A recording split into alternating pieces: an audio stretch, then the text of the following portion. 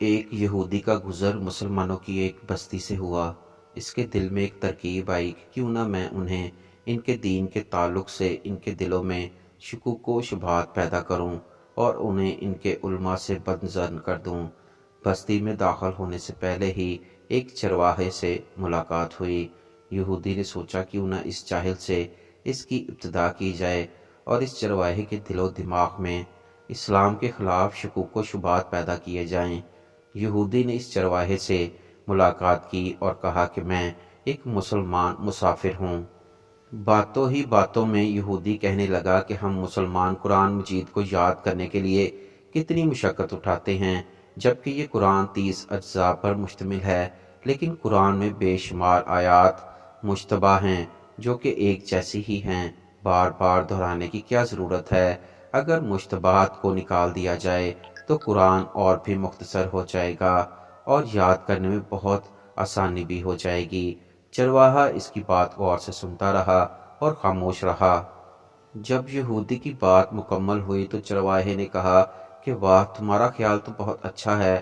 یہودی دل ہی دل میں بہت خوش ہوا کہ یہ چرواہا میرے جال میں آ گیا ہے۔ پھر اچانک چرواہے نے کہا کہ میرا ایک سوال ہے۔ یہودی نے کہا پوچھئے تو صحیح، تم چاہتے ہو کہ قرآن میں جو مشتبہات یا تکرار ہے اس کو نکال دینا چاہیے؟ ہاں بالکل، میرا یہی خیال ہے کہ جو آیت ایک مرتبہ سے زیادہ ہو اس کو قرآن سے خارج کر دیا جائے تو قرآن مختصر ہو جائے گا اور یاد کرنے میں بھی آسانی ہوگی۔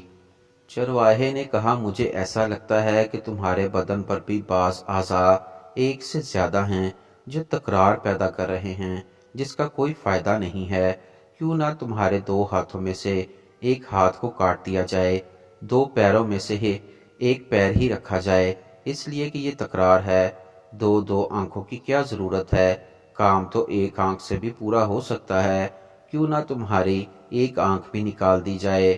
2 کان اور 2 گردوں کی کیا ضرورت ہے؟ اس میں بھی تکرار ہے۔ اگر ان تمام تکرار والے اعضاء کو نکال دیا جائے تو تمہارا بدن بھی ہلکا ہو جائے گا اور غذا کی مقدار بھی کم ہو جائے گی اور تمہیں زیادہ جد و جہد کرنے کی بھی ضرورت نہیں رہے گی۔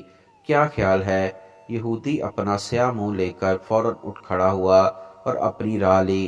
زندگی بھر یہی سوچتا رہا کہ جب مسلمانوں کے چرواہے کی یہ فکر ہے تو ان کے علماء کے افکار کیسے ہوں گے۔ ایک بوڑھا آدمی کانچ کے برتنوں کا بڑا سا ٹوکرا سر پر اٹھائے شہر بیچنے کے لیے جا رہا تھا۔ چلتے چلتے اسے ہلکی سی ٹھوکر لگی تو ایک کانچ کا گلاس ٹوکرے سے پھسل کر نیچے گرا اور ٹوٹ گیا۔ بوڑھا آدمی اپنی اسی رفتار سے چلتا رہا جیسے کچھ ہوا ہی نہ ہو۔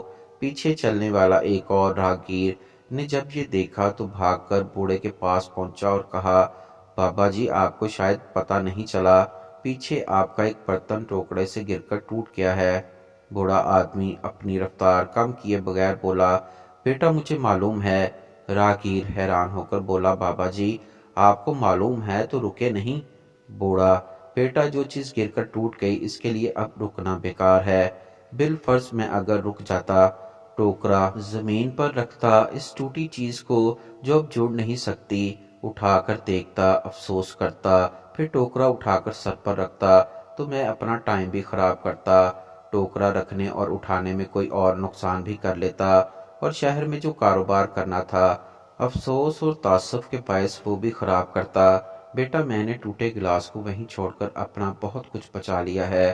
ہماری زندگی میں کچھ پریشانیاں، غلط فہمیاں، نقصان اور مصیبتیں بالکل اسی ٹوٹے گلاس کی طرح ہوتی ہیں کہ جن کو ہمیں بھول جانا چاہیے، چھوڑ کر آگے بڑھ جانا چاہیے۔ کیونکہ یہ وہ بوجھ ہوتے ہیں جو آپ کی رفتار کو کم کر دیتے ہیں، آپ کی مشقت بڑھا دیتے ہیں، آپ کے لیے نئی مصیبتیں اور پریشانیاں گھیر لاتے ہیں، آپ سے مسکراہٹ چھین لیتے ہیں، آگے بڑھنے کا حوصلہ اور چاہت ختم کر ڈالتے ہیں۔ اس لیے اپنی پریشانیوں، مصیبتوں اور نقصانات کو بھولنا سیکھیں اور آگے بڑھ جائیں، بھولنا سیکھیں۔